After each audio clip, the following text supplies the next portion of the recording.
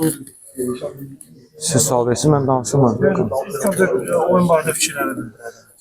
Oyun barədə çox danışmağa ehtiyac yoxdur. Rəqibin gücünü hamımız bilirdik.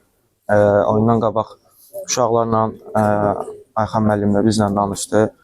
Ona söz verdik ki, bir-birimizə ki, biz mübarizəsiz meydandan çıxa bilmərik.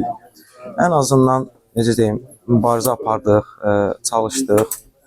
Rəqibin də gücünü bilirsiniz, çox da danışmağa ehtiyac yoxdur. Hər şey ortadaydı, amma əlimizdən gələni elədik.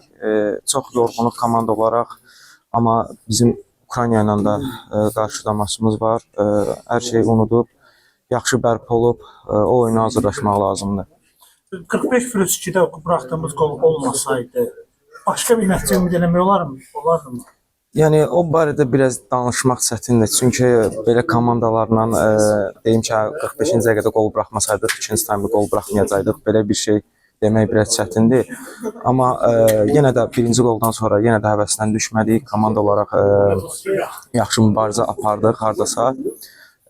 Dağılmadıq, həvəsdən düşmədik. Yəni belə.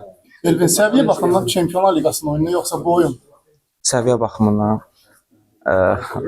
Düzdür, Çempionlar Liqası da çox səviyyəli bir turnirdir, amma komanda olaraq götürsək, biz çox səviyyəli komandaya qarşı oynayırdıq bu gün. Məncə, bugünkü komandanı deyərdim mən.